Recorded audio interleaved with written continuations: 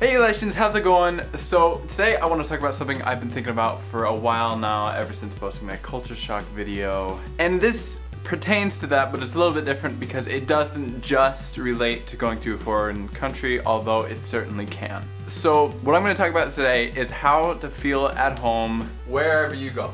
And this is something, as I said just a little bit ago, can pertain to both travel and just normal life in any scenario where it's just unfamiliar, essentially. So the main point that this video makes is to just bring a piece of home with you. And I'm gonna go into examples of me doing this and how I do this, because that seems a little bit daunting at first. Bring home with you doesn't make much sense. So I'm gonna be talking about specific things that I do to bring home with me. And feel free to riff off of any of these, because these are just my weird teenager ideas for bringing home with me. I don't really know how to do this yet. I'm still only been traveling for 2 years. But I think I've gotten at least a certain understanding of how to do it, so yeah. Alright, we're just gonna jump into the first point here. My first point is bring familiar items. And now what I mean by this is to bring little trinkets, toys, or whatever really that you are familiar with. And I know this goes against packing light a little bit because you're bringing extra stuff that's not necessary exactly. But I have found it really helps. And for instance, what I bring is I bring my little Totoro plushie, which you can see back there,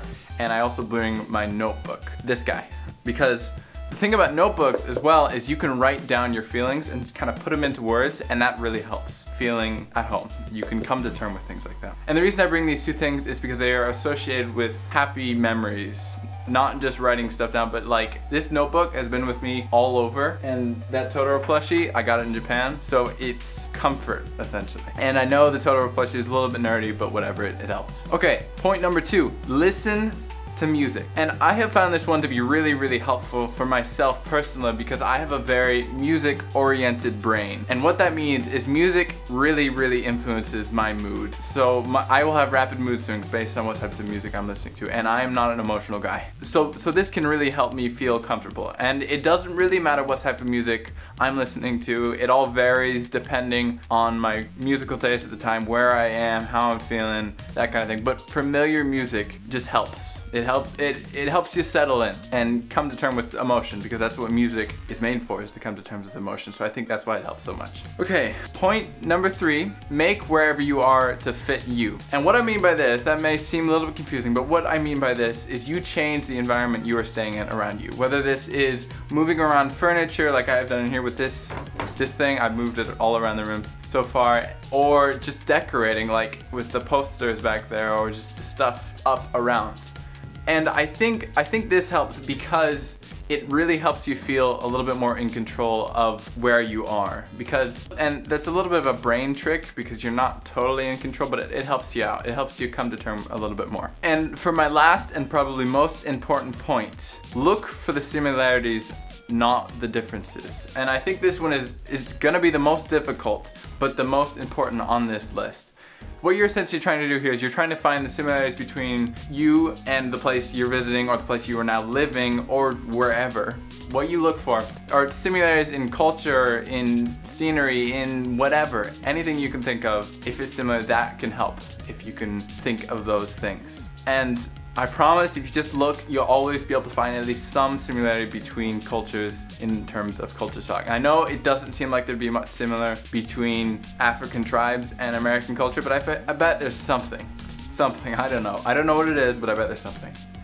If you look hard enough. And those are my examples. And again, the overarching theory is just to kind of make it home. Make it your place that you own, essentially. I mean, not literally own, but figuratively own and are comfortable in. And I'd be super interested to hear any ideas you have or things you already do to feel at home wherever you go, because again, I'm still new to this, and it'd be really interesting to see how other people do this. Alright, so that's it for the topic today, but a few things I want to mention. First, I just made a Flickr account under the name Elijah Knorpp. Link is in the description and the comment section below, so definitely go follow me on there. Flickr is a photo sharing website, by the way, and it's available on both smartphone and internet web browser on a computer, unlike Instagram. So definitely go follow me there. And second, happy belated Halloween. We had a really fun Halloween. What we did is the older kids stayed home and watched the new season of Stranger Things, and the younger kids went out and trick-or-treated. And the new season is really, really good. I'm really enjoying it. It's living up to the first season. It's good. Not quite as fresh, but I still love it so far. As the recording of this video, we're about 5 episodes in. I believe we're gonna watch some more tonight. But yeah, I'm really loving it so far. And P.S. now that Halloween has gone past, I am already listening to Christmas music, if you're wondering. So yeah, I'm an addict. I'm a Christmas addict. Okay, so that's all for this video. If you like this video, like and subscribe. Go leave a comment again about whatever you do to help feel at home. But yeah, I guess I will see you all next week. So adios, amigos.